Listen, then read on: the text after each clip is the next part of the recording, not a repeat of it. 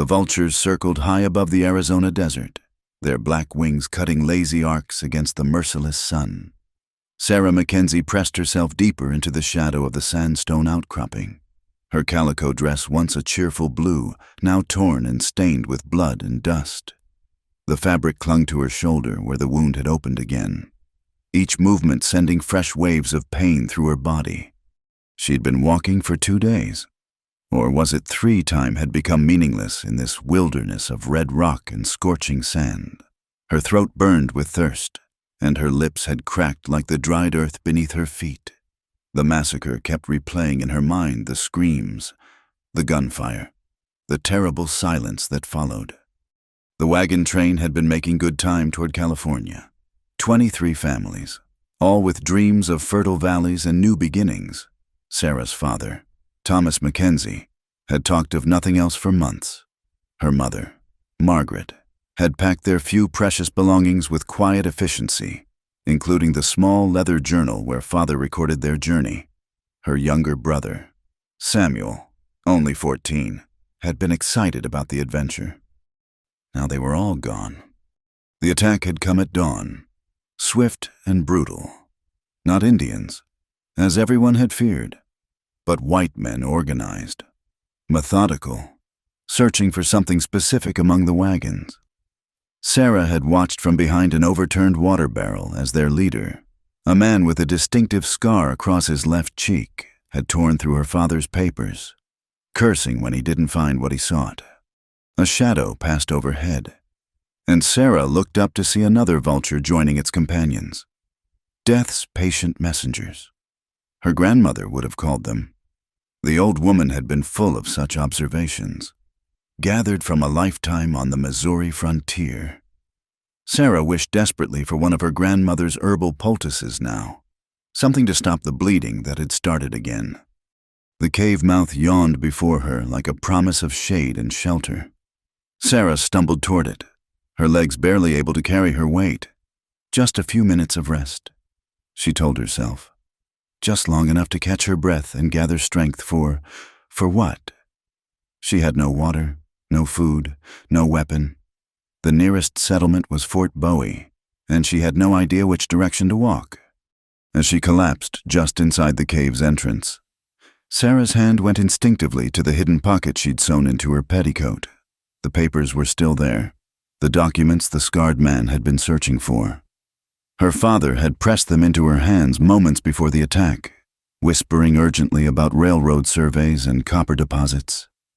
She hadn't understood then, still didn't fully comprehend their importance now, but men had died for these papers, and Sarah Mackenzie would be damned if she'd let their deaths be for nothing. 5 miles to the north, Dakota tracked the desert bighorn sheep across the broken landscape. The Apache warrior moved with the fluid grace of one born to this harsh country, his moccasins making no sound on the rock. He'd been hunting alone for 3 days, preferring the solitude to the tension that had gripped his village since the army had built their new fort. His Apache name was Dakota, given by his grandfather for the friend-to-all spirit he'd shown as a child. But in the white man's world, where he sometimes traded, they called him Dakota, close enough to his true name that he answered to it, different enough that he kept his identity separate. 23 winters had passed since his birth, and in that time, he'd watched his people's world shrink like a puddle in the desert sun. The settlers came in waves now, their wagon trains scarring the ancient paths, their cattle fouling the water sources. His younger sister, Ayanna, had been taken by slave traders 2 summers ago, and the wound of her loss still festered in his heart. Dakota paused, noting the circling vultures to the south. Too many for a single animal, and their patient spiral suggested whatever had drawn them wasn't quite dead yet. He should ignore it. His people needed the meat he hunted, and investigating would take him hours out of his way. But something nagged at him, a feeling his grandmother would have called a spirit whisper. The sheep trail led higher into the mountains, but Dakota found himself turning south, toward the vultures and whatever misfortune they heralded. His grandfather had taught him that the desert tested a man's character not in grand gestures, but in small choices, the decision to help or to pass by. to show mercy or indifference. As he descended into the valley, the signs became clearer. Wagon tracks, maybe a week old. The scattered debris of violence, a broken wheel, torn fabric fluttering from a mesquite bush, the glint of brass cartridges in the sand. Dakota moved more cautiously now. Arrow nocked but not drawn. The massacre site spread before him like a scene from his worst visions of the future. Burned wagons, scattered belongings, and the hastily dug graves that suggested survivors had returned to bury their dead. But this wasn't the work of his people. Despite what the soldiers at Fort Bowie would claim, the pattern was wrong, too organized, too focused. Apaches raided for horses and supplies. This had been a search, methodical and specific. Dakota studied the tracks, reading the story written in the earth. The attackers had come from the east, at least a dozen riders. They'd left heading north, their horses heavy laden, but there were other tracks too smaller, stumbling, leading south toward the canyon country. A survivor? The vultures circled lower now, and Dakota quickened his pace. The tracks grew fresher, more erratic. Whoever had made them was hurt, exhausted, probably dying. He followed them to a sandstone ridge where a natural cave opened in the rock face. There he found her. The white woman lay crumpled just inside the cave mouth, her blue dress dark with dried blood. Her hair, the color of autumn grass, had come loose from its pins and spread around her face.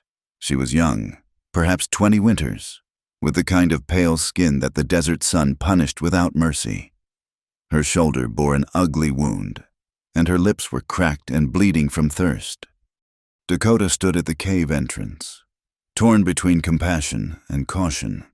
Helping her meant taking responsibility for her life, potentially bringing trouble to his people. The soldiers were always looking for excuses to raid Apache camps, and a white woman under Apache protection would draw their attention like honey drew bears. But as he watched, she stirred slightly, a small moan escaping her lips. She was fighting to live, even now, and Dakota found himself respecting that struggle. The desert had tested her and found her stronger than most. He thought of Ayanna, wondering if somewhere, someone had faced this same choice with his sister. Had they helped, or had they passed by? The not knowing tortured him more than certainty of death would have. Dakota made his decision. Setting down his bow, he pulled the water gourd from his belt and approached the woman carefully. She might wake in terror, seeing an Apache warrior bending over her. He'd seen that fear too many times in the eyes of settlers, fed by stories that painted his people as devils. But she needed water first, then treatment for her wounds. Everything else, questions, fears, decisions about what came next, would have to wait. In the desert, survival always came first. As Dakota knelt beside her and gently lifted her head to drip water between her cracked lips, he didn't yet know that this moment would change both their lives forever. He knew only that the desert had brought them together, and among his people. Such meetings were never without purpose. The vultures, deprived of their meal, rose higher on the thermals and drifted away. The desert waited, patient and eternal, to see what would grow from this unlikely seed of mercy. The water touched Sarah's lips like a blessing, cool and life-giving. Through the haze of fever and pain, she became aware of someone supporting her head, tilting the gourd carefully to help her drink. Her eyes fluttered open, struggling to focus in the dim light of the cave. An Apache warrior knelt beside her. Terror shot through her exhausted body. Sarah tried to pull away, but her muscles wouldn't respond. The movement sent fire through her shoulder, and she cried out, the sound emerging as little more than a hoarse whisper. "End it," she breathed, her voice cracking. "Please, just end it." She'd heard the stories. Every settler had. Stories of torture and suffering at the hands of Apache raiders. After watching her family die, after days of agony in the desert, she had no strength left to fight. If this was how her story ended, at least it would be over. The warrior's dark eyes studied her with an expression she couldn't read. He was younger than she'd expected, perhaps in his early 20s, with high cheekbones and hair that fell past his shoulders. held back by a simple leather band. When he spoke, his English came slowly, carefully formed. "No," he said, setting down the water gourd. "I help." Sarah blinked, certain she'd misheard, but the Apache was already examining her shoulder, his touch surprisingly gentle. She flinched as he pulled back the torn fabric of her dress, expecting violence. Instead, he made a soft sound of concern, studying the wound with the practiced eye of someone familiar with injury. The dress tore further as he tried to see the extent of the damage, and Sarah's panic surged. "No, please!" "Must see," Dakota said, his limited English frustrating him. He tried to convey with gestures that he meant no harm, that he needed to clean the wound. From his pack, he pulled a leather pouch containing dried herbs, white sage, and desert mallow, plants his grandmother had taught him to use. Sarah watched through pain-blurred eyes as he worked. His movements were efficient but respectful, keeping the torn fabric positioned to preserve her modesty while he cleaned the wound. The cut was deep but clean, not the ragged tear of a bullet, but something sharper. As Dakota washed away the dried blood, he noticed something that made him pause. The wound's angle was wrong for a battle injury. It looked more like she'd fallen onto something sharp, or been pushed. The defensive cuts on her hands told another story. She'd fought back against her attackers, fought hard. "Who did this?" he asked, knowing she probably wouldn't understand his interest. Sarah's eyes had drifted closed again, but at his question, they snapped open. "The man with the scar," she whispered. "Across his cheek. He killed them all. Looking for papers. Said something about Hartley. The surveyor." Dakota's hands stilled. He knew that description, knew it with a certainty that chilled him despite the desert heat. Josiah Creech. The name tasted like poison even in thought. The slave trader who'd taken Ayanna, who left scarred faces and broken families across the territory. "Creech," he said aloud, and saw recognition flare in the woman's eyes. "You know him," hope and fear warred in her voice. Dakota nodded grimly, as he worked to bind her shoulder with strips torn from his own shirt. His mind raced. Creech looking for surveyor's papers meant only one thing: the railroad. There had been rumors for months about a new route through the territory, one that would bring fortune to whoever controlled the land it crossed. And if copper deposits were involved... The woman's hand moved weakly to her skirt, and Dakota saw her touching something hidden in the fabric. Papers. He'd bet his life on it. Whatever Creech had been looking for, she had it. "Safe," he said, trying to reassure her. "Papers safe." Sarah studied his face, this Apache warrior who spoke her language, who knew her enemy's name. She was entirely at his mercy. Yet he'd shown her only kindness.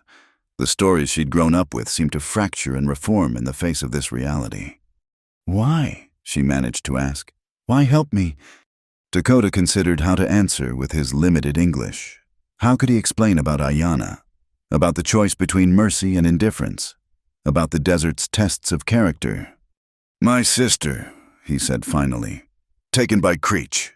2 summers past." He touched his chest. "I know. Hurt." Sarah's eyes filled with tears she was too dehydrated to shed. They were enemies by all the rules she'd been taught. Yet here they sat, bound by a common loss and a shared enemy.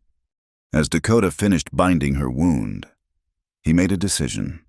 The sacred canyon where his family sometimes sheltered was only a day's travel. It had water, shade, and was hidden from casual discovery. She would die if he left her here, and he couldn't take her to his village, not without risking everyone. "Must move," he said, helping her sit up slowly. "Safe place. Water, food."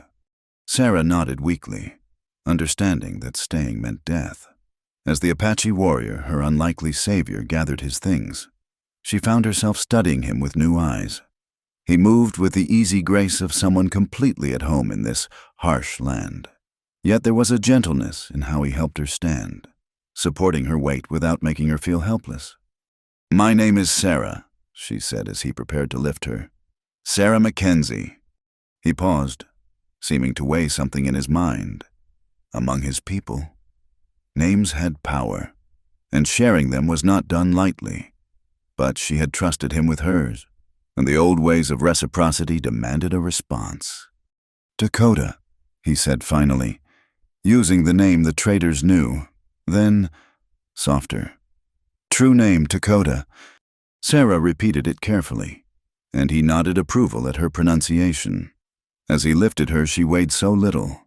Weakened by her ordeal, Sarah found herself pressed against his chest, able to hear his steady heartbeat.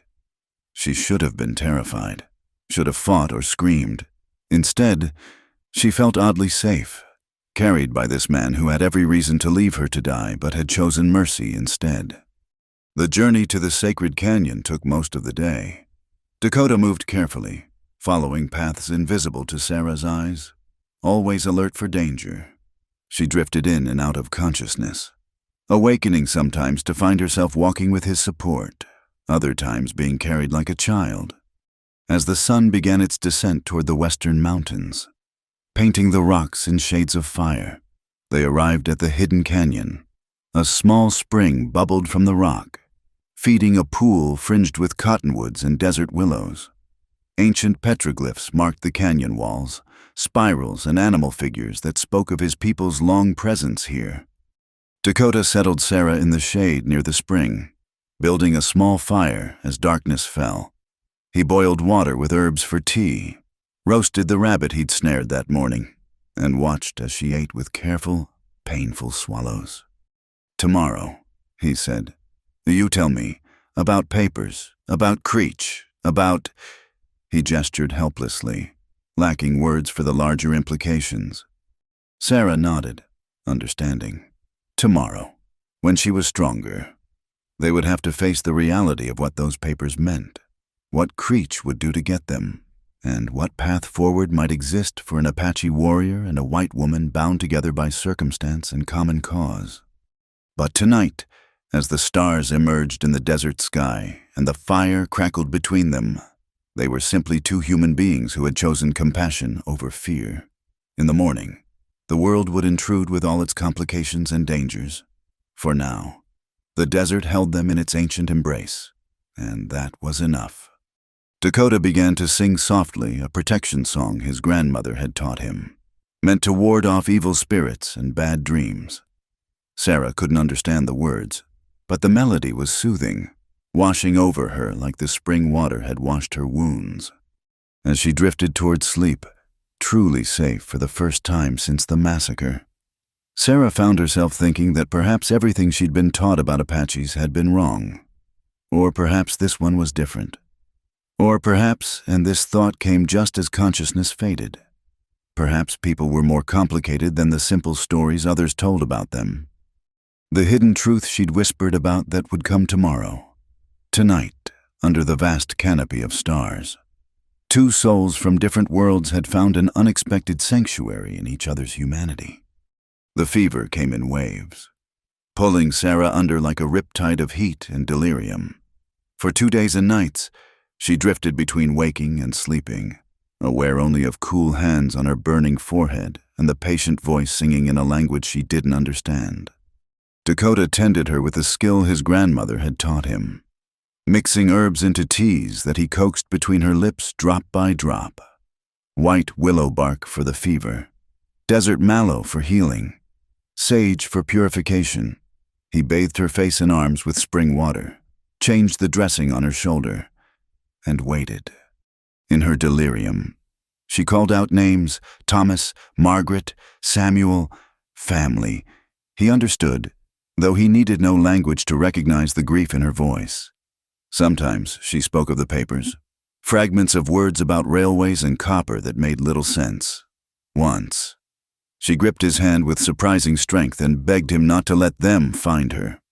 Safe, he told her each time, the one English word he knew she needed to hear. You safe.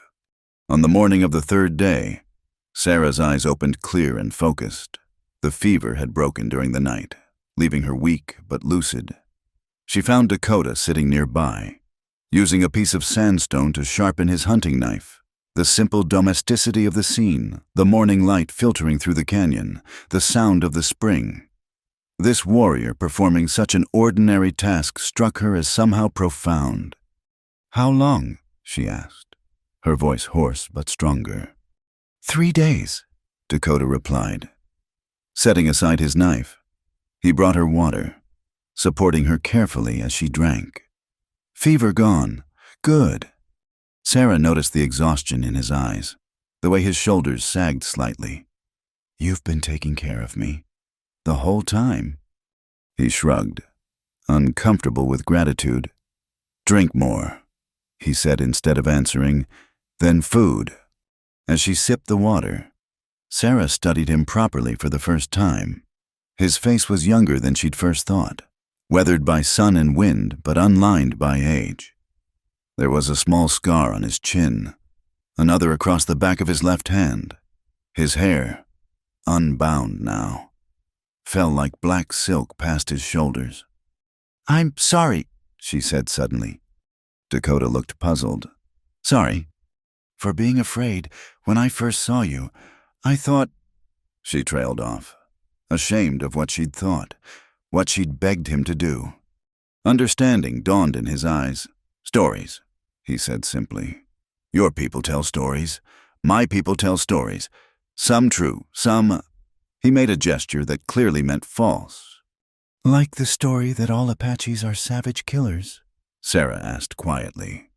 A small smile tugged at his lips. "Like story all white women faint at danger." Despite everything, Sarah found herself almost laughing. "Fair point, though I did faint, eventually. After 2 days walking, wounded, no water." Dakota's expression grew serious, stronger than most men. The compliment warmed her more than it should have. To cover her embarrassment, Sarah asked, "Do you have enough English for me to tell you about the papers about what Creech was looking for?" Dakota nodded, moving closer. "I learn from traders, understand more than speak." Sarah reached carefully into her hidden pocket, wincing at the movement.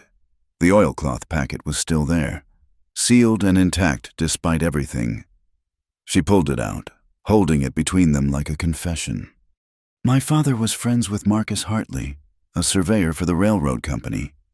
Last month, Hartley came to our wagon train, scared and talking about running.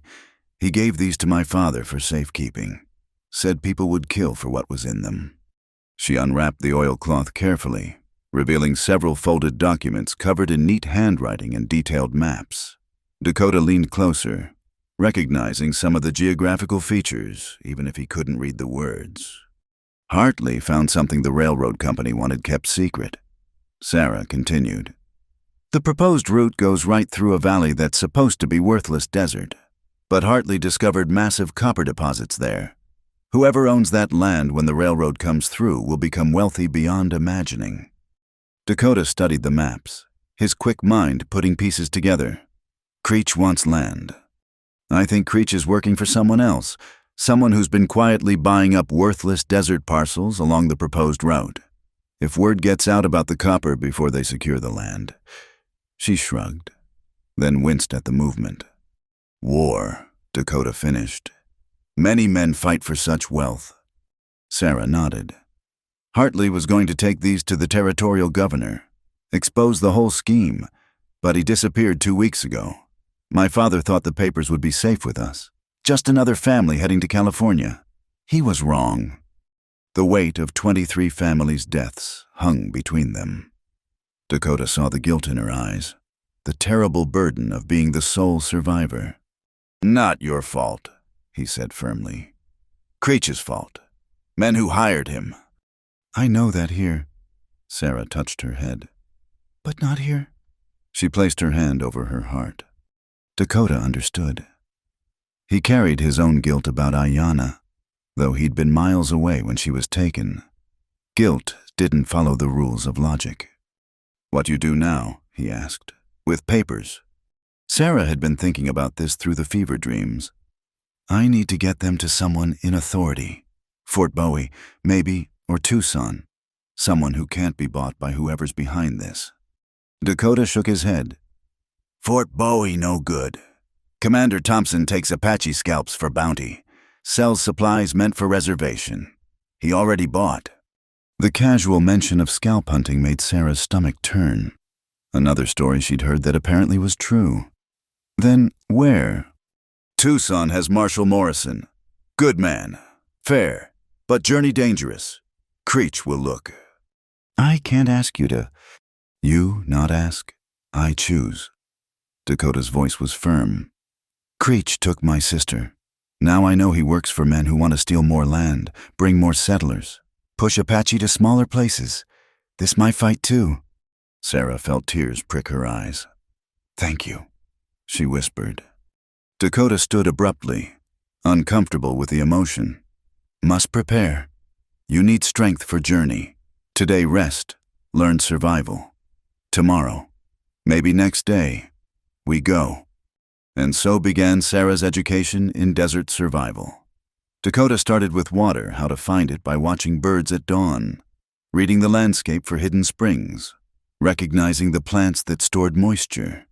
He taught her to move quietly, placing her feet to avoid loose stones and dry twigs. Sound carries far in canyon country, he explained, demonstrating. Enemy hear horse from 2 miles, hear voice from 1, hear frightened breathing from 50 feet.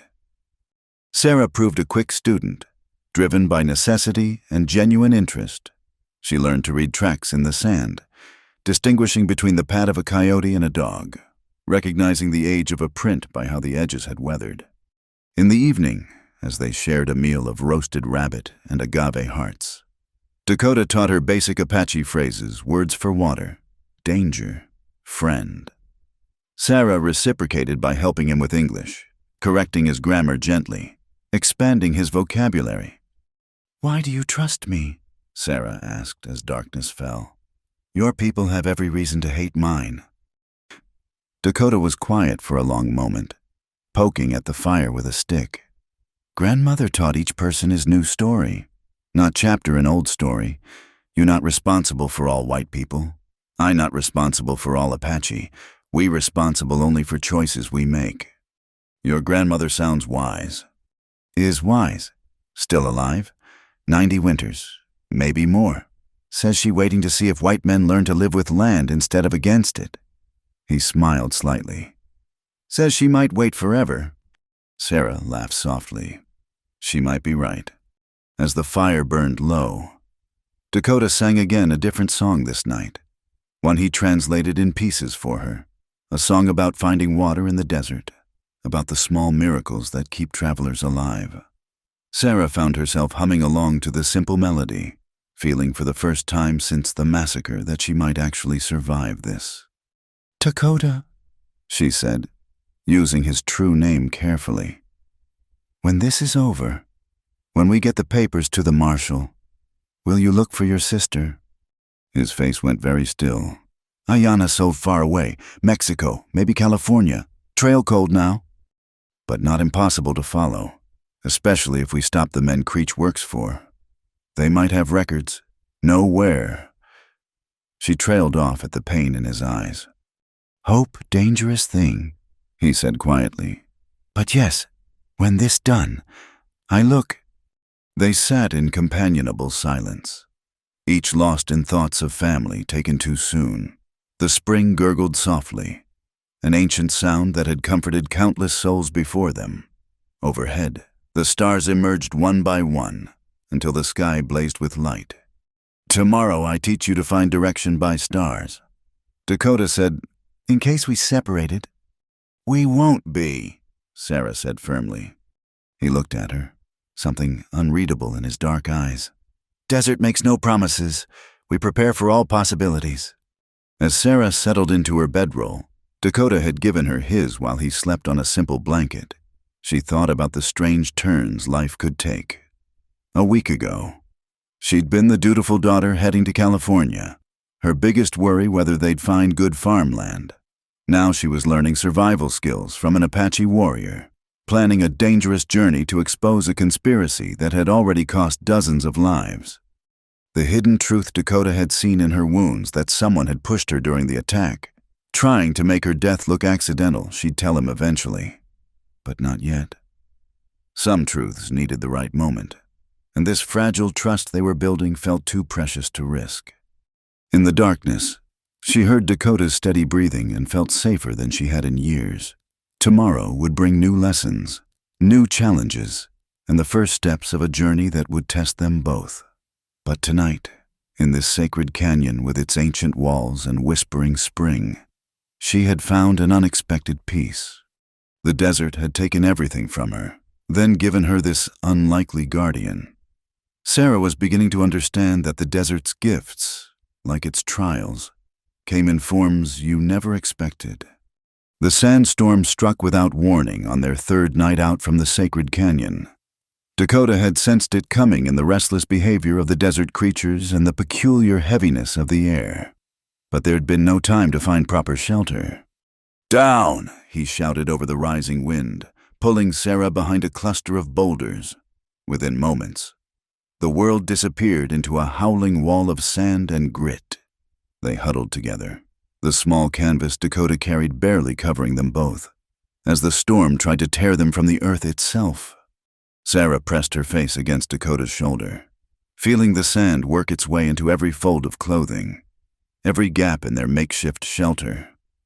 The roar was deafening, like standing inside a great beast's throat. Dakota's arm around her was the only solid thing in a world gone mad with wind and dust. Hours passed, or perhaps only minutes' time lost meaning in the storm's fury. When it finally began to ease, they were half buried in sand, their water gourds coated with grit, their carefully rationed food contaminated. "Are you hurt?"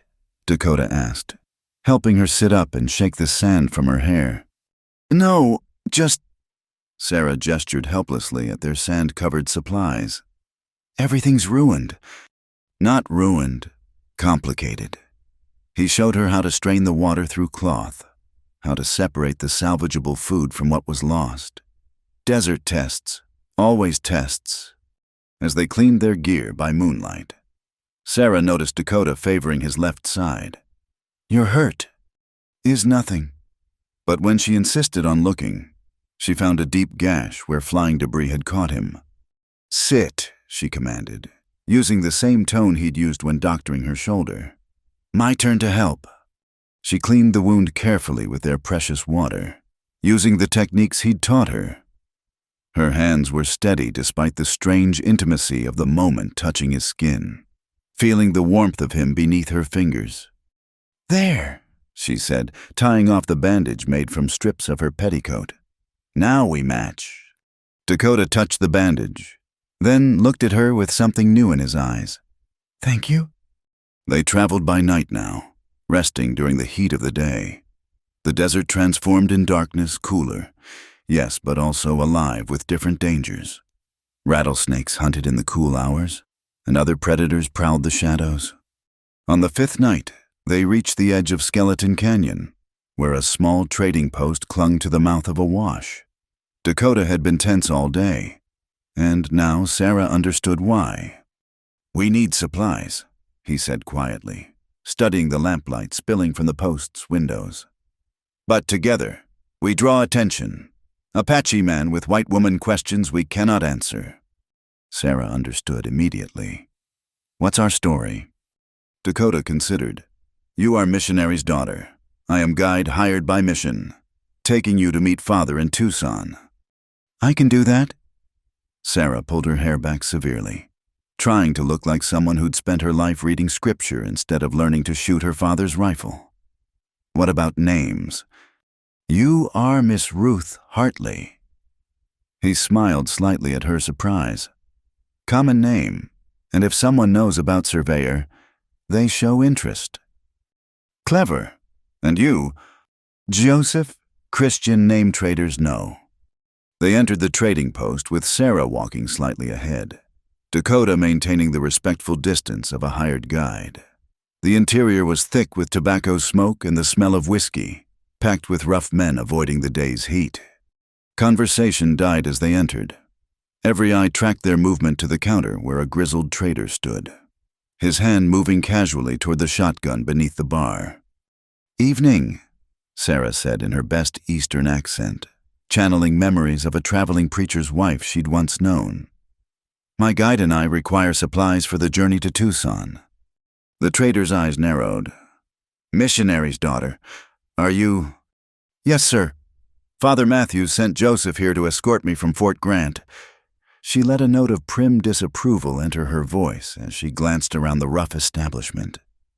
Though I confess I didn't expect the journey to be quite so colorful. A few men chuckled, tension easing slightly. The trader relaxed his grip on the hidden shotgun. Apache guide, miss your father's either very trusting or very foolish. Joseph's family has worked with the mission for years, Sarah said smoothly. Father Matthews says Christian Apaches make the best guides. They know the land and the Lord. Dakota kept his eyes downcast, playing the part of the converted Indian perfectly. Inside, he marveled at Sarah's quick thinking and easy lies. The frightened girl he'd found in the cave was transforming before his eyes. They purchased supplies quickly jerky, hardtack, ammunition for the rifle Dakota carried. Sarah noticed one man watching them more intently than the others, a lean fellow with cold eyes and a tied-down holster. As she paid, she said casually, Father will be so relieved when I reach him safely. He's been terribly worried since the Hartley party was attacked. The watching man's head snapped up. Hartley the surveyor. Sarah let confusion show on her face. I'm not sure. Father mentioned a Marcus Hartley had passed through the mission, but I don't know what became of him. Why? No reason, the man said, but his eyes had gone sharp as a hawk's. Just heard the name is all. They left quickly after that, Sarah maintaining her missionary daughter persona until they were well away from the post. Once safely back in the darkness, she let out a shaky breath. He knew, she said. That man knew about Marcus Hartley. Yes, and now he wonders about Ruth Hartley. Dakota's voice was grim. We must move fast. He will send word. They pushed hard that night, covering more ground than was safe. By dawn, they were deep in a maze of canyons, following paths that appeared on no white man's map. Dakota led them to an overhang where they could rest unseen, their tracks carefully obscured. You did well, he said as they shared their morning meal. Quick thinking, good lies. I hate lying, Sarah admitted, but I'm getting rather good at it. Survival sometimes requires becoming what we are not. He was quiet for a moment. Does not change who we are inside. Sarah studied his profile against the brightening sky. What are you inside? Dakota. He seemed surprised by the question, and more surprised that she'd used his true name. I am... He paused, searching for words. Caught between too Apache for white world, too touched by white world for some Apache. My grandmother says I am bridge, but bridges get walked on from both sides. I think bridges are beautiful, Sarah said softly. They connect things that would otherwise remain apart. Something shifted in the air between them, a recognition of growing feelings neither was ready to name. Dakota looked away first, gesturing to the brightening sky. Sleep now. Tonight we reach Rio San Pedro. After that, 2 days to Tucson if no trouble finds us. But as Sarah settled into her bedroll, she couldn't shake the image of that cold-eyed man at the trading post. Trouble, she feared, was already looking for them. That evening, as they prepared to move on, Dakota taught her how to load and fire his rifle properly. Sarah had shot before, but frontier necessity, not proper technique. He showed her how to brace for recoil, how to lead a moving target, how to reload quickly, standing behind her, adjusting her stance. He was acutely aware of her warmth, the way she'd bound her hair back with a strip of leather he'd given her. When she fired and hit the target, a prickly pear pad 50 yards distant, she turned to him with such joy that he couldn't help but smile. I did it. Yes, natural shooter. Your father taught some... Her face clouded. He tried. I was always more interested in books than guns. Samuel was the one who... She trailed off, pain flickering across her features. Dakota touched her shoulder gently. He would be proud. You honor him by surviving. That night, as they navigated a treacherous descent into the San Pedro Valley, Sarah asked, "What will you do when this is over, after we stop Creech and whoever he works for?" "Find Ayanna," Dakota said without hesitation.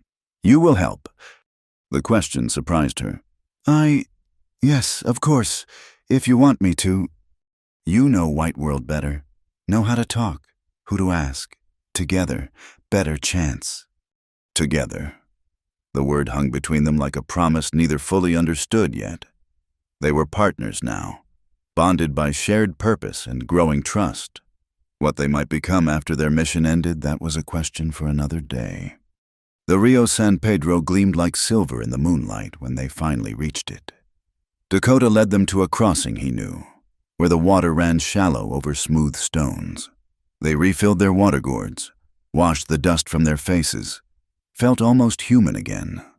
"From here, more danger," Dakota warned. "Closer to Tucson means more patrols, more eyes. Must be very careful." Sarah nodded, understanding. They'd come so far, survived so much. She wouldn't let carelessness destroy their chances now. As they waded across the river, she found herself thinking how strange it was that safety meant heading toward civilization, when these past days in the wilderness with Dakota had been the safest she'd felt since the attack. The desert had taught her many lessons, but perhaps the most important was this: sometimes the most dangerous places were those filled with people, and sometimes a single good heart was worth more than all the civilization in the world. The border town of Agua Prieta appeared before them at dusk, a collection of adobe buildings straddling the invisible line between Mexico and Arizona territory. Dakota had insisted on this detour south, knowing they'd find more sympathy here than in the American settlements. "We need different clothes," he said, studying Sarah's travel-worn dress. "You look like Survivor. Draw wrong attention." They slipped into town as the church bells rang vespers, keeping to the shadows. Dakota led her to a small cantina on a side street, where an older Mexican woman was sweeping the doorway. "Maria Esperanza," Dakota said quietly. "Friend to all travelers." The woman looked up sharply. Then her weathered face broke into a smile. "Dakota, Blessed Mother, it has been too long." Her eyes moved to Sarah, taking in the frontier dress, the healing shoulder, the way she stood close to Dakota for protection. "Come inside, quickly." The cantina was empty, save for an old man dozing in the corner. Maria bustled them into a back room, clucking her tongue at their appearance. "You look like the desert chewed you up and spit you out," she said in accented English. "Sit, sit. I bring food and water." As they ate beans and tortillas, the first hot meal in days, Dakota explained their situation in a mix of Spanish, English, and Apache. Maria's face grew grave as she listened. "Creech," she spat when he finished. "That demon took my neighbor's daughter last year, sold her to a brothel in California. We heard—" She crossed herself. "You need Don Francisco. He will help." "The alcalde?" Sarah asked, surprised. "Won't he ask questions?" Maria smiled grimly. "Don Francisco's 2 sons were taken by slavers 5 years ago. Never found. He asks no questions of those who fight such evil." She brought them clean clothes, a simple skirt and blouse for Sarah, a Mexican vaquero's outfit for Dakota. You cannot move through town as Apache and white woman. Too many eyes, as Mexican workers, invisible. While Sarah changed, she could hear Dakota and Maria talking quietly in Spanish. She caught Ayanna's name several times, saw Maria shake her head sadly when she emerged in the borrowed clothes. Dakota's expression was carefully neutral, but she saw pain in his eyes. "No word of your sister?" she asked gently. "Nothing certain. Maybe sold to Sonora. Maybe California." He stood abruptly. "We go see Don Francisco." The alcalde's house stood near the plaza, a modest adobe structure that spoke of authority without ostentation. Don Francisco Mendoza himself answered their knock, a dignified man in his 60s, with silver hair and eyes that had seen too much sorrow. He listened to their story without interruption, examining the surveyor's papers by lamplight. His face grew harder with each revelation. "So," he said finally, "the railroad comes, and already the blood flows. It was the same when the Spanish came, when the Mexicans fought the Apache, when the Americans took half our country. Always. It is the innocent who pay. We need to get these papers to Marshal Morrison in Tucson." Sarah said, "Can you help us?"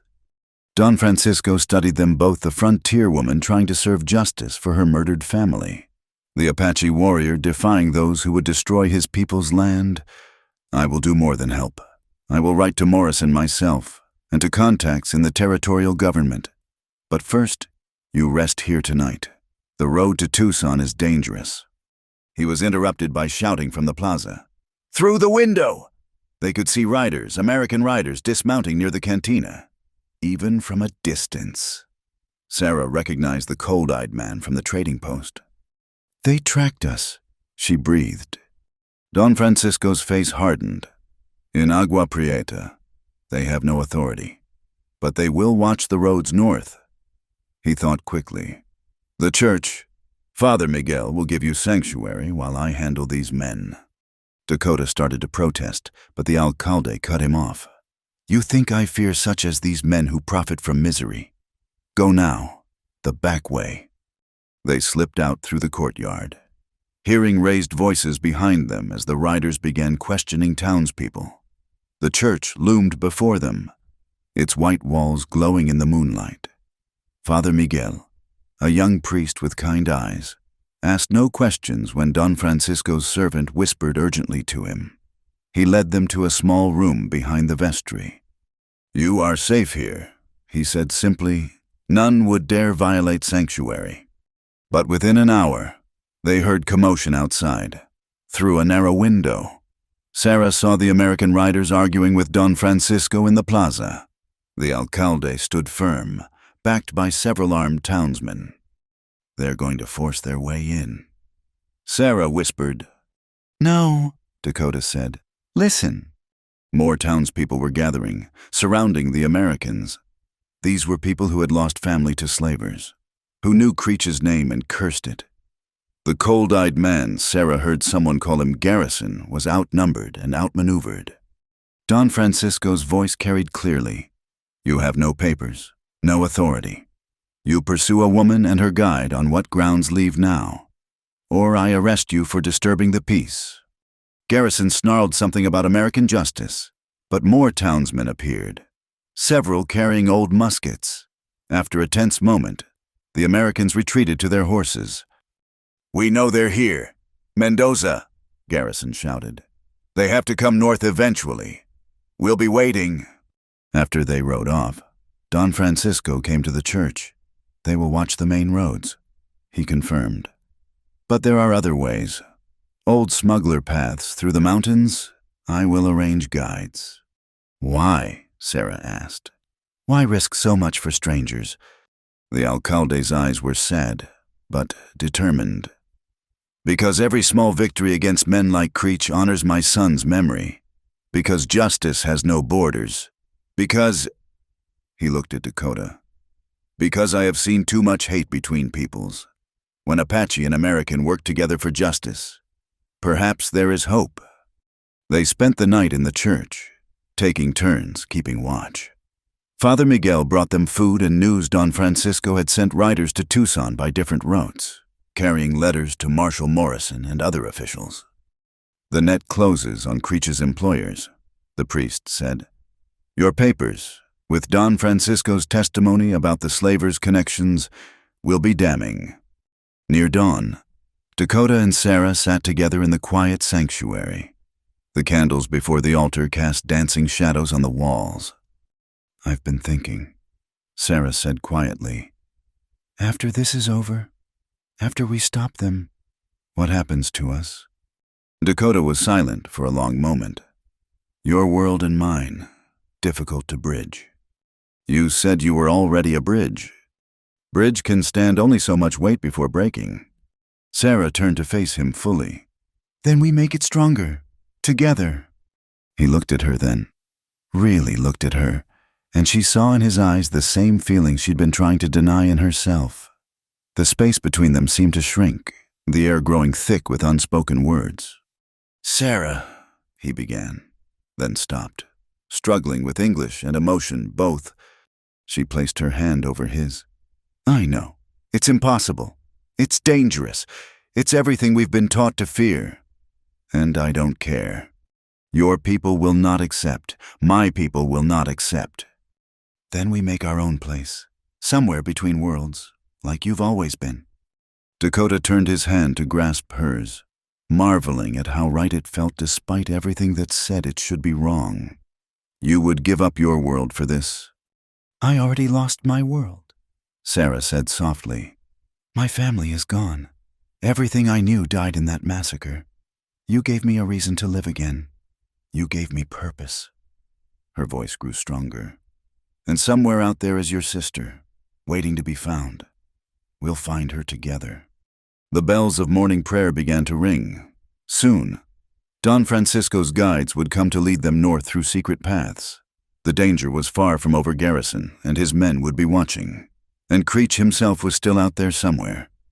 But in this moment, in this quiet sanctuary where cultures and faiths had merged into something uniquely borderland, two souls from different worlds had found each other. It was, perhaps, its own small miracle. "Together," Dakota agreed, squeezing her hand, as the sun rose over Agua Prieta, painting the desert in shades of gold and rose. They prepared for the next stage of their journey. They had allies now, a network of good people willing to stand against evil.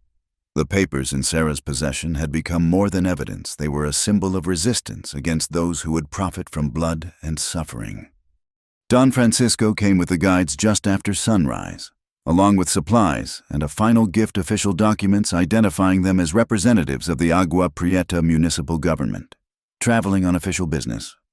"It may not stop bullets," he said, "but it might make them hesitate. And in Tucson, show these to Marshal Morrison. He will understand you come with my backing." As they prepared to leave, Maria Esperanza appeared with her own gift, a small silver cross for Sarah and a beaded Apache charm for Dakota. "For protection," she said simply, "and to remember that kindness crosses all borders." They left Agua Prieta. As the town was waking, their guides leading them into the maze of canyons that would eventually deliver them to Tucson. Behind them, they left new friends and allies. Ahead waited danger, but also hope for justice, hope for finding Ayanna, hope for a future neither could quite envision but both were willing to fight for. The bridge between their worlds was fragile yet, but with each step north, each shared danger, each quiet moment of understanding, it grew stronger. Love, they were learning, could be its own form of resistance against a world that profited from division and hate. Marshal Sam Morrison was a bear of a man with graying whiskers and eyes that had seen too much of human nature's darker side. He listened to Sarah and Dakota's story without interruption, occasionally glancing at the papers spread across his desk. The letter from Don Francisco Mendoza lay beside them, its official seal lending weight to their claims. "Josiah Creech," Morrison said finally, leaning back in his chair. "We've been building a case against him for 2 years. Slaving, murder, theft, but he's always stayed just ahead of the law." He looked at Dakota. "Your sister Ayanna. I remember the report. I'm sorry we couldn't do more."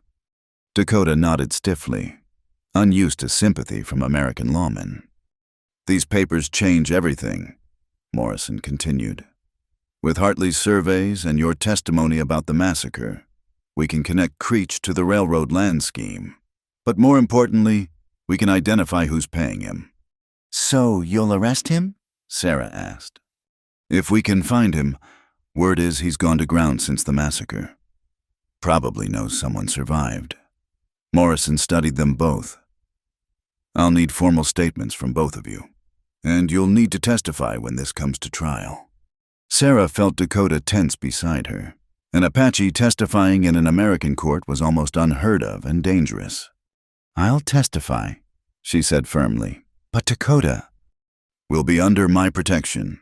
Morrison interrupted. Anyone wants to challenge that can deal with me personally.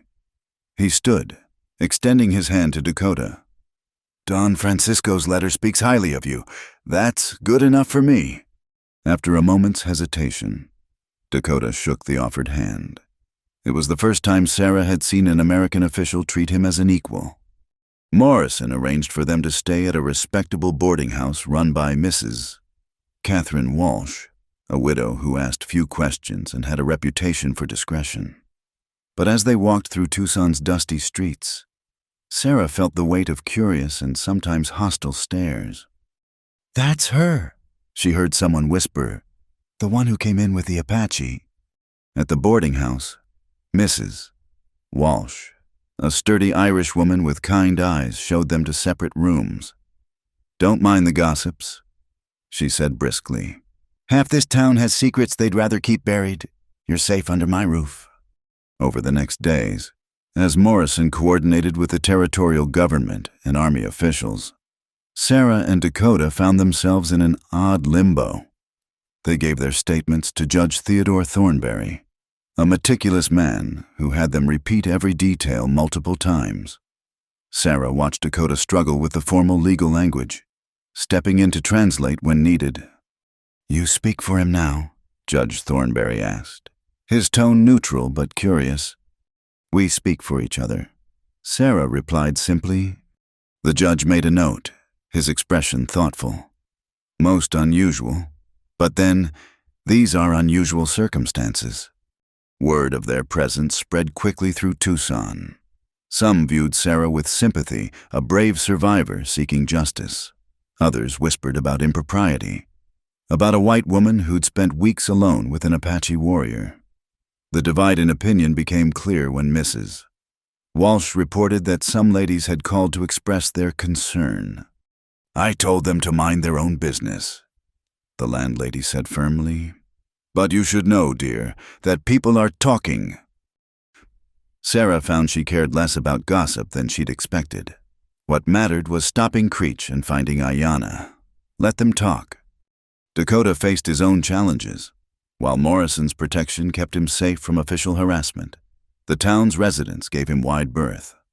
Only in the Mexican Quarter did he find acceptance, where Don Francisco's name carried weight. 4 days after their arrival, Morrison summoned them to his office with news. "We've located the massacre site. Found your father's journal. Miss Mackenzie, half buried in the sand. It corroborates everything you've told us." He paused. "We also found evidence that Creech was specifically targeting your family. Your father had made notes about Hartley's visit, about the papers." Sarah gripped Dakota's hand without thinking, drawing strength from his presence. "So they killed 23 families just to silence my father." "Appears so. But here's the interesting part. Creech didn't get what he came for, and his employers are getting nervous.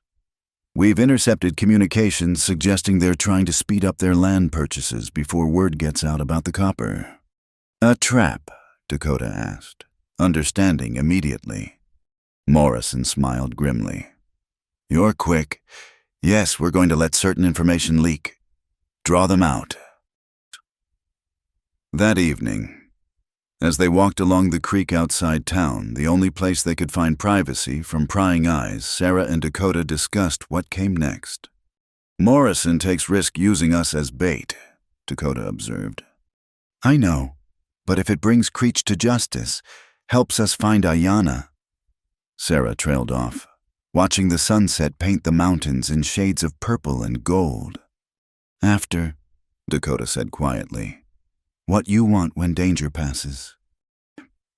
Sarah had been thinking about this constantly. "I can't go back to being who I was. That girl died in the massacre, but I'm not sure who I am now, either. You are survivor, fighter, bridge builder, like me." He smiled slightly. "Maybe we build something new, together." They stood close, the evening air cool against their skin.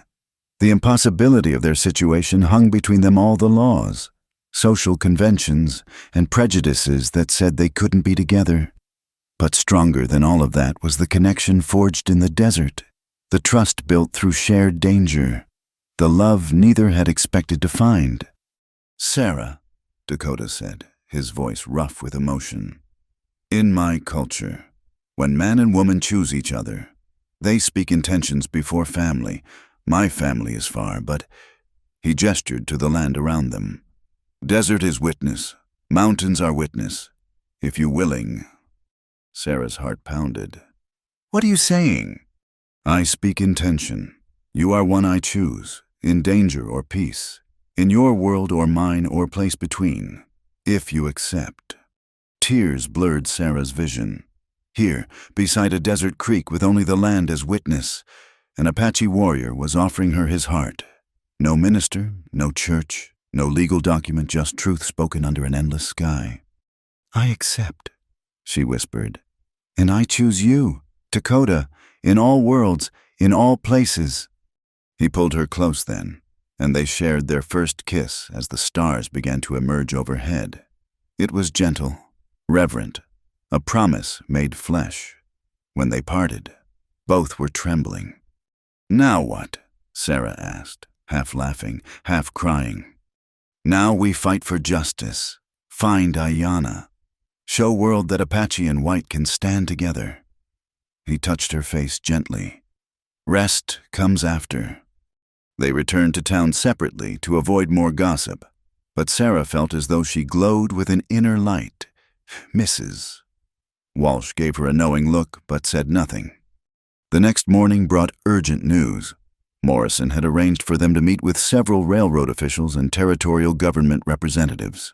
The trap was being set, and their testimony would be crucial in the coming days. But that night also brought danger. Sarah woke to the sound of breaking glass and found a note wrapped around a stone. "Apache lovers and their bucks don't live long in Tucson. Leave or burn." "Mrs." Walsh appeared in her nightgown, fire poker in hand. "The cowards!" she spat. "Throwing rocks in the night like children." "I should go," Sarah said. "I'm putting you in danger." "You'll do no such thing," the landlady said firmly. "My Patrick faced down worse than this in the old country. I'll not be driven from my own home by bigots and fools." The next morning, Dakota heard about the threat. His face went hard as stone. "We leave. Find other place." "No," Sarah said firmly. "That's what they want. We run now. We'll always be running." Morrison increased patrols around the boarding house and assigned a deputy to watch the street. But Sarah knew the real protection came from an unexpected source, the Mexican community, who'd heard from Agua Prieta about their fight against Creech. Several vaqueros began loitering near the boarding house, silent guardians against further harassment. As the week progressed, the legal net tightened around Creech's employers. Documents were filed, warrants prepared. Sarah and Dakota spent their days providing additional testimony, their evenings planning how to search for Ayana once the trial was over. Then came word that made everything else fade to insignificance. Creech had been spotted near Benson, only 40 miles away. He was gathering men, planning something. "He knows we're closing in," Morrison said grimly. "This is going to come to a head soon." That night, as Sarah lay awake thinking about all that had happened and all that was yet to come, she touched the small charm Maria Esperanza had given her. So much had changed since that terrified girl had crawled into a cave to die. She'd found strength she didn't know she possessed, love she'd never expected, and purpose born from tragedy. Tomorrow would bring new challenges. Creech was coming, drawn by desperation and greed. The final confrontation approached like a desert storm, inevitable and potentially devastating. But tonight, she held on to the memory of Dakota's kiss by the creek, the promise they'd made under the stars. Whatever came next, they would face it together. The desert had taken her old life but given her a new one. Now it remained to be seen if she was strong enough to keep it. The attack came at dawn, just as the first light painted the eastern mountains crimson. Sarah woke to Dakota's urgent whisper and the sound of horses approaching fast. They had camped by a creek outside Tucson, preferring the open sky to the increasingly hostile atmosphere in town while they waited for Morrison to spring his trap. "How many?" Sarah asked, already reaching for the rifle. 8, maybe 10. Dakota had his bow strung, arrows laid out within easy reach. Creech leads them. Through the pre-dawn gloom, Sarah could see the riders spreading out to surround their small camp. Her heart pounded, but her hands were steady. All those days of practice in the desert had prepared her for this moment. "Sarah Mackenzie," Creech's voice rang out, rough as sandpaper. "You've caused me considerable trouble. Girl, come out peaceful-like, and I'll make it quick." "Like you made it quick for my family," Sarah called back, anger overriding fear. A harsh laugh. "Business is business. Your father should have minded his own." Dakota touched her shoulder, pointed to their left where 2 riders were trying to flank them. He notched an arrow, drew, and released in one fluid motion a cry in the darkness, followed by cursing. "Apache," someone shouted. "She's got a damned Apache with her."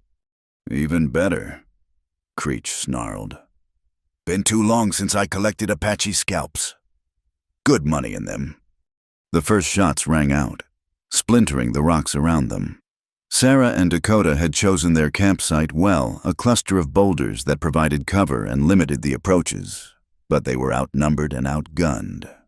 Sarah fired at a muzzle flash, heard a yelp of pain. Beside her, Dakota's bow sang its deadly song. 2 more riders down, but the others were closing in. Then, just as the situation seemed hopeless, new gunfire erupted from the ridge above. Marshal Morrison's voice boomed across the canyon.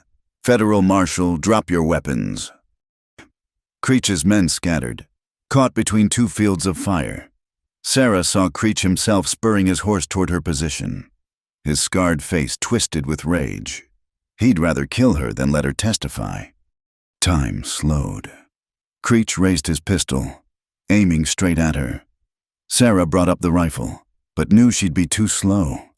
From the corner of her eye, she saw Dakota moving, throwing himself between her and the gun.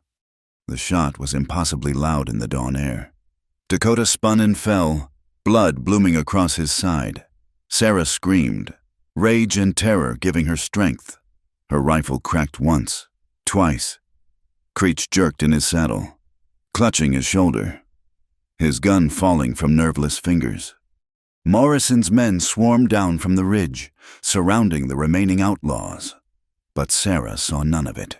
She was on her knees beside Dakota, pressing her hands against the wound, trying to stem the flow of blood. "No, no, no," she whispered. "You can't die. We have plans. We're going to find Ayanna." Dakota's eyes were open, focused on her face despite the pain. "Worth it," he gasped. "You... safe." "Damn you and your noble Apache courage," Sarah said through her tears. "I don't want to be safe without you." Morrison appeared beside them, already shouting for the army surgeon who'd accompanied them. Dr. Marcus Reed, a competent man who'd served through the Apache Wars, knelt beside Dakota with his medical bag. "Bullet's still in there," he said after a quick examination. "Need to get him back to town, to my surgery." They loaded Dakota into a wagon, Sarah refusing to leave his side. She held his hand as they raced toward Tucson, whispering prayers in English and the Apache words he'd taught her. His blood soaked through her dress, but she didn't care. In town, word had already spread. A crowd gathered outside Dr. Reed's office, some curious, some hostile, some sympathetic. Sarah heard muttering about the Apache who took a bullet for a white woman. Inside, Dr. Reed worked with steady hands while Sarah assisted. Having proven she wouldn't faint at the sight of blood, the bullet had lodged between 2 ribs, missing vital organs by inches. "He's lucky," Reed said as he extracted the lead. "Or blessed. 1/4 inch to the left and we'd be planning a funeral." Sarah stayed with Dakota as he fought through fever and pain. Mrs. Walsh brought food and clean clothes, shooing away both well-wishers and troublemakers. On the second day, several Apache appeared at the edge of town. Dakota's relatives, summoned by some desert telegraph Sarah didn't understand. His grandmother, a woman of immense dignity despite her years, was allowed to visit. She studied Sarah with eyes that seemed to see through to her soul. "You are the one who holds his spirit," she said in accented English. "He holds mine as well," Sarah replied. The old woman nodded slowly. "Then you must be strong for both." On the third day, Dakota's fever broke. He woke to find Sarah asleep in a chair beside his bed, still holding his hand. When he squeezed gently, her eyes flew open. "You're awake," she breathed. "You're here," he responded, as if that was more miraculous than his survival. "Where else would I be?" She helped him drink water, hands trembling with relief. "Creech. Arrested. Morrison has him and most of his men, the ones who survived." Her voice hardened. "He'll hang for what he did. To my family, to all those families." Dakota studied her face. "You shot him." "Twice. He'll live to face trial." A ghost of a smile crossed her face. "You taught me well." Over the following days, as Dakota recovered, the story of the dawn attack spread throughout the territory. The Apache warrior who'd risked his life for a white woman, the woman who'd fought beside him, it challenged the simple narratives people told themselves about race and loyalty. Judge Thornberry visited, taking Dakota's statement from his sickbed. "Your actions, sir, speak to the highest ideals of courage and sacrifice. I'll ensure the court knows of it." Morrison brought news that arrest warrants had been issued for 3 prominent businessmen, the powers behind Creech's bloody work. "The whole conspiracy is unraveling. Railroad officials are distancing themselves, claiming they knew nothing about the murders." He snorted. "We'll see what a jury believes." But the best news came from an unexpected source. One of Creech's men, trying to bargain for leniency, revealed records of slave sales hidden in a Benson warehouse. Among them, transactions showing Ayanna had been sold to a rancher near Hermosillo. "She's alive," Dakota whispered, tears running down his face. "My sister is alive." Sarah gripped his hand. "We'll find her. As soon as you're healed, we'll go to Mexico. We'll bring her home." As Dakota grew stronger, they made plans. Morrison promised to write to Mexican authorities, seeking cooperation. Don Francisco sent word that he would help coordinate the search from his end. But their growing hope was tempered by ongoing hostility from some townspeople. The morning Dakota was finally able to walk outside, they were confronted by a group of miners who'd been drinking. Apache lover. One spat at Sarah. "You're a disgrace to your race." Before Dakota could respond, Mrs. Walsh appeared with a shotgun. "And you're a disgrace to your mothers, the lot of you. Move along before I forget my Christian charity." That evening, Morrison made an offer. "There's talk of establishing a new town near the proposed railroad route. They'll need law enforcement, a school, people who can work with both American settlers and local tribes." He looked at them meaningfully. "Might be a place for folks looking to build something new." Sarah and Dakota exchanged glances. A chance to create their own space. Neither fully white nor Apache, but something in between. "After we find Ayanna," Dakota said. "After we find Ayanna," Morrison agreed. The trial began 2 weeks later. Sarah testified for hours, recounting the massacre, her survival, Dakota's aid. She spoke clearly and without embellishment, letting the facts damn Creech and his employers. When Dakota took the stand, the first Apache to testify in the territorial court, the gallery fell silent. He spoke of finding Sarah, of recognizing Creech's involvement, of choosing to help seek justice. His words were careful but powerful, translated when necessary by the court interpreter. "Why risk your life for her?" the prosecutor asked. Dakota looked at Sarah before answering. "In desert, Apache or white does not matter. Only choices matter. Choose cruelty or kindness. Choose justice or greed. I chose justice, chose life over death." The defense attorney tried to discredit him, but Dakota remained calm. answering each question with dignity. When asked about his relationship with Sarah, he said simply, "She is one I stand with, against all enemies." Creech was convicted on all counts. As they led him away, he turned to Sarah with hatred burning in his eyes. "This ain't over, girl." "Yes," Sarah said quietly. "It is." The other conspirators fell like dominoes, their carefully built scheme crashing down. The railroad announced new policies for land acquisition, vowing transparency. It wasn't perfect justice. Nothing could bring back the dead, but it was something. As autumn touched the desert with cooler air, Dakota was finally healed enough to travel. They prepared for the journey to Hermosillo, now with official papers and Morrison's backing. The night before they left, they stood again by the creek where they'd made their promises. "No matter what we find in Mexico," Sarah said, "we did this together." Together, Dakota agreed. Always. They had survived bullets and prejudice, conspiracy and hatred. Now came perhaps the hardest test: hope. Hope that Ayanna lived, that she could be found, that a family could be rebuilt from scattered pieces. The desert waited, patient as always, ready to test them again. But this time, they would meet it as partners, bonded by more than words or customs, bonded by choices made in the crucible of violence and confirmed in the quieter crucible of daily courage. Tomorrow, they would ride south. Tonight, they held each other under the stars, two souls who had found strength in unity, love in the most unlikely place, and justice in the wilderness. The town of Dos Mundos rose from the desert like a promise fulfilled. 2 years had passed since the trial. 2 years of building something new from the ashes of old hatred.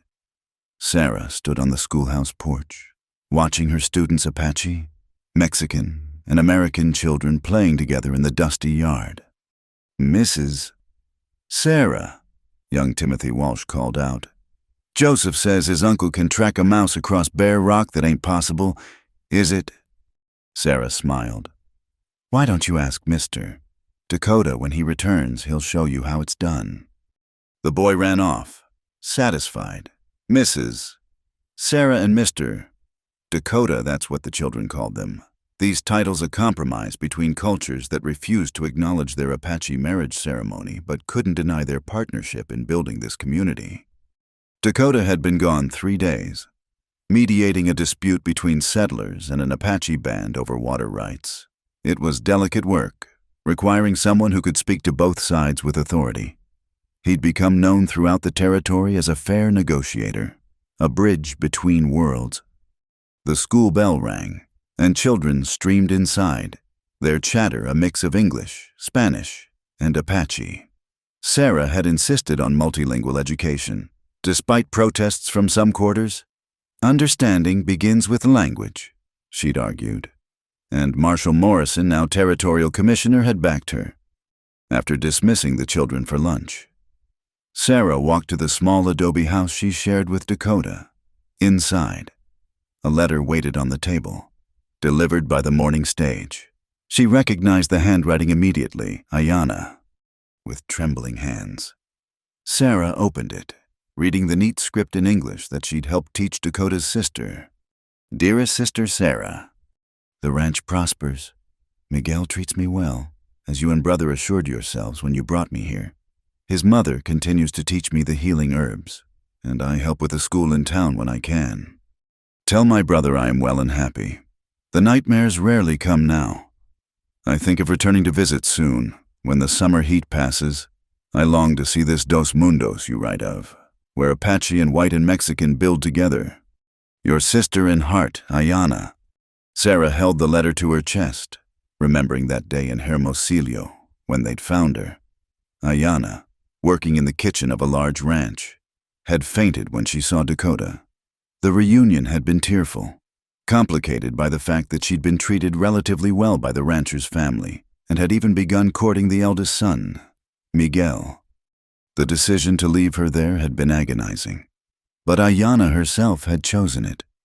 "I have a life here now," she'd said, "but knowing I have family again, knowing I wasn't forgotten, that heals the wound." The sound of horses brought Sarah to the window. Dakota rode in with Commissioner Morrison and several other men, their faces grave. Sarah's heart sank. Grave faces meant trouble. She met them at the door. "What's happened?" Morrison dismounted heavily. "Railroads pushing through ahead of schedule. Some investors are trying to revive the old land grab scheme, claiming the previous convictions invalidated certain sales." Dakota's face was hard as granite. "They want to force Apache bands onto smaller reservations. Take the water sources."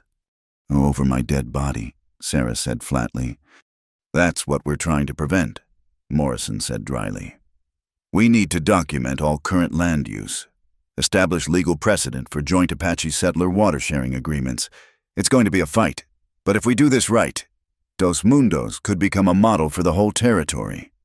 They spent the afternoon strategizing. Maps spread across Sarah's kitchen table.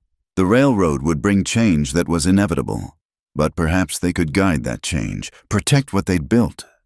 That evening, the whole town gathered for a wedding celebration. Young Rosa Mendoza, Don Francisco's niece, was marrying James Patterson, son of a settler family. The ceremony blended traditions and American vows, Mexican music, Apache blessings. It was chaotic, beautiful, and uniquely theirs. Sarah and Dakota danced under strung lanterns, her blue dress new, not torn swaying with the Mexican guitars. Other couples joined them, boundaries blurring in the firelight. "Do you ever regret it?" Dakota asked quietly. "This life between worlds?" Sarah looked around at their community, imperfect but striving, fragile but growing stronger each day. "Never. Do you?" Only that grandmother did not live to see it fully bloom. His grandmother had passed the previous winter, but not before blessing their Apache union and declaring Sarah a true daughter of the people. She saw the seeds planted. Sarah said she knew they would grow. Later, as the celebration continued, old Sam Hutchins approached them.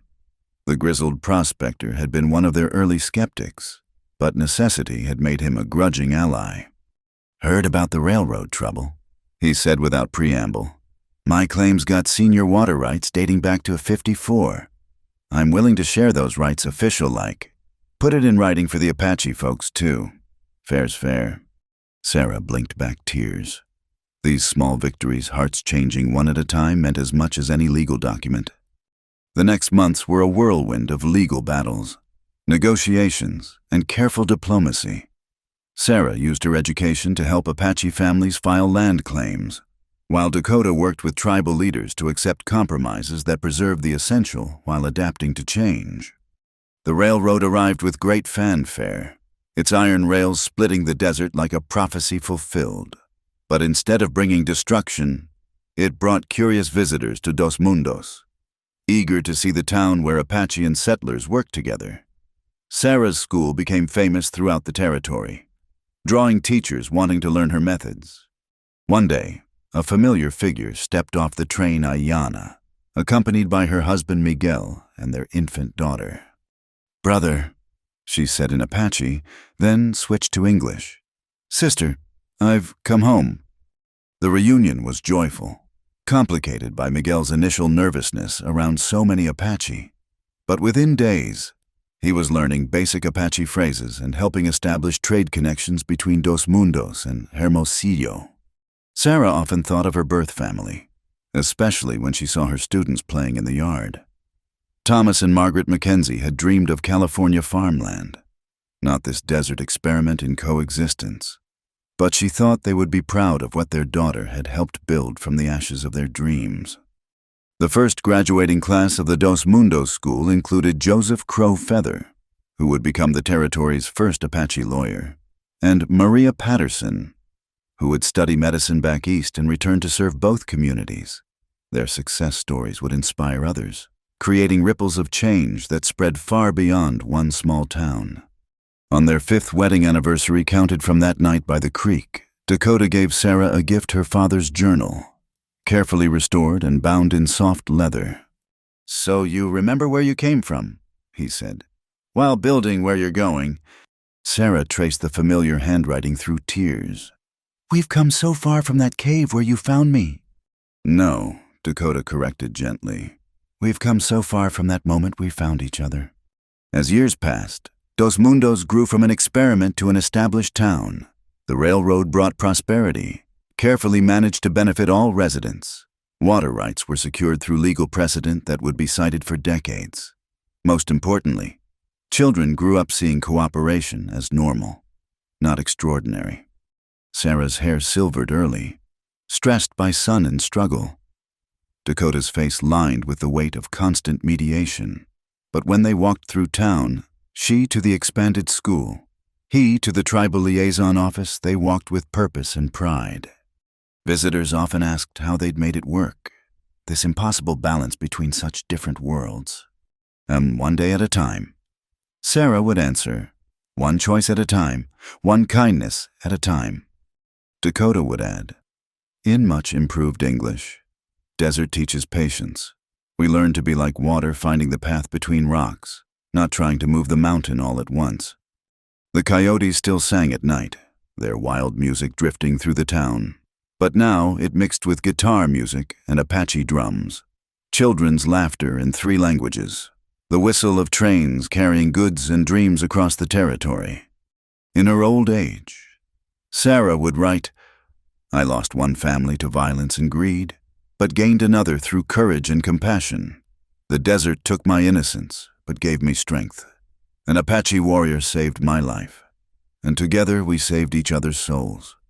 This was not the story I expected to live, but I would change nothing.